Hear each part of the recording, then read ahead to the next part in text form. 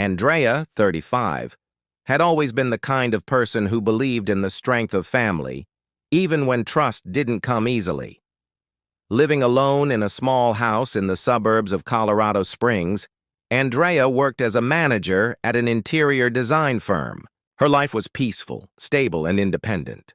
She valued honesty and loyalty, especially when it came to family. When her younger sister Melissa called her one night, her voice trembling with exhaustion and fear, Andrea didn't hesitate. Melissa, 29, had just been laid off from her job after her company shut down, and to make matters worse, she had been diagnosed with West Nile virus. Andrea's heart sank, and although she and Melissa had never been particularly close, she knew she had to help. Their parents were retired and living in Florida, unable to assist. Melissa's friends were scattered, struggling with their own challenges. After several conversations with their parents, Andrea agreed to let Melissa move in, at least until she recovered. When Melissa arrived, she looked fragile, far worse than Andrea had imagined. Her skin was dull, and her eyes were hollow with exhaustion. Melissa could barely move, and Andrea knew her role was to care for her. Every day, Andrea cooked meals, picked up medication, and drove her to doctor's appointments. She rearranged her living room, prepared the spare bedroom, and even started working from home more often to be present for her sister. Andrea believed that family helped each other, and she had no problem doing so. Melissa thanked her often, but Andrea always reassured her, "You don't need to thank me. Family helps each other." Despite the toll it took on her, Andrea never expected anything in return. But after nearly 2 months of taking care of Melissa, something began to feel off. Melissa's health was improving, and she could cook meals and walk around the house. Still, Andrea began to notice subtle changes. There was a look in Melissa's eyes when she asked about the house and the things Andrea owned. It was a strange, calculating look, one that Andrea couldn't quite place. One morning, while making coffee, Melissa asked, "This house must have cost a lot, huh?" Andrea laughed, thinking it was small talk. "It's decent, but I worked hard for it. Still paying for it every month." Melissa's expression shifted. Part envy, part something else, but Andrea brushed it off. She was just being protective of her sister. At least, that's what she told herself. 3 months after Melissa moved in, Andrea's life would be irrevocably changed. It was a seemingly normal Friday afternoon when Andrea came home from work. She was still dressed in her office clothes when she found Melissa and her husband, Ethan, sitting in the living room. Ethan looked pale and anxious, like he had just received some devastating news. Melissa was sitting next to him, wearing a floral dress Andrea had once lent her. There was something unsettling about the entire scene. Melissa glanced at Ethan and then turned to Andrea, her expression serious. "You should probably sit down," she said. A chill ran through Andrea as her heart began to race. Melissa's voice trembled as she spoke. "There's something important I need to say." Andrea's stomach churned, but she stayed calm.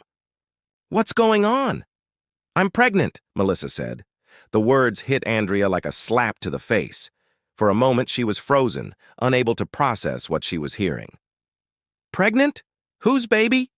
Andrea managed to ask, her voice cold. Melissa turned to Ethan, and Andrea followed her gaze. Ethan didn't look surprised. He bowed his head, and Andrea could hear the silence echoing in the room. "It's his," Melissa continued, her voice shaking. Andrea's world seemed to stop. Betrayal washed over her in waves, each word from Melissa stabbing deeper. She had cared for her sister, trusted her husband completely, and now they were betraying her together under her roof. Melissa spoke again, trying to explain. "You can be angry, I get it, but the truth is what's done is done. And now I'm carrying this child. I can't live here feeling like a criminal. I think you should move out, so Ethan and I can start our new family." Andrea's mind raced as she processed the absurdity of it all. "You want me to leave my own house so you and my husband can start a family?" Her voice was cold, sharper than she intended, but the words felt like the only way to regain control. Melissa hesitated, then said, "Your family. This baby. It's your niece or nephew." "Don't call me your sister," Andrea snapped. "That baby is the result of betrayal. While you were living off my food, my medicine, under my roof, this is how you repay me?" Ethan remained silent, looking defeated. Andrea turned to him, her eyes filled with disbelief. "You have nothing to say?" "I didn't know Melissa would tell you like this," Ethan said, looking down. "It only happened a few times. I thought we could keep it hidden." "Hidden?" Andrea laughed bitterly. "You thought you could live a double life in my house and I'd never find out?" There were no tears left to cry. Andrea's silence was louder than any scream. She walked upstairs, grabbed a small bag, the house deed, and her bank cards. She placed them all on the table and turned to face Melissa. "I'm not going anywhere," Andrea said firmly, her voice steady. "This house is in my name. Every brick, every chair, paid for by me. If anyone's uncomfortable here, they can leave." Melissa stared at her in disbelief, and Ethan didn't move. "But I'm pregnant," Melissa pleaded. "I don't care," Andrea said. "If you had the nerve to sleep with my husband, you should have the nerve to find your own place." Andrea didn't have to shout or break anything. Her words were final. She wasn't angry anymore. She was done. She knew a door had closed forever. The one who had shut it was the person who once called her sister. The two of them didn't argue. Melissa, still frozen, began to sob uncontrollably on the floor. Ethan stood, gathering his things silently. Andrea took no pleasure in the scene, but knew this was the only way to protect herself.